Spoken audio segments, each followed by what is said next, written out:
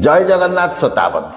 ଶ୍ରୋତାବନ୍ଧୁ, ପ୍ରତ୍ୟେକ ଦିନ ଯଦି ସକାଳେ ଆପଣମାନେ ଏହି ମନ୍ତ୍ରଟିକୁ 7 ଥର ଉଚ୍ଚାରଣ କରିବେ, ଆପଣଙ୍କର ଜୀବନର ସବୁ ଦୁଃଖ କଷ୍ଟ କ୍ଲେଶ ସଙ୍କଟ ଦୂର ହେବ।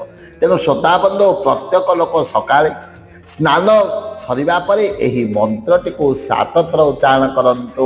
ତାହେଲେ ମନ୍ତ୍ରଟିକୁ ମନେ ରଖନ୍ତୁ। କୃଷ୍ଣାୟ ବାସୁଦେବାୟ ହରये ପରମାତ୍ମନେ ପ୍ରଣତ କ୍ଲେଶନାଶାୟ ଗୋବିନ୍ଦାୟ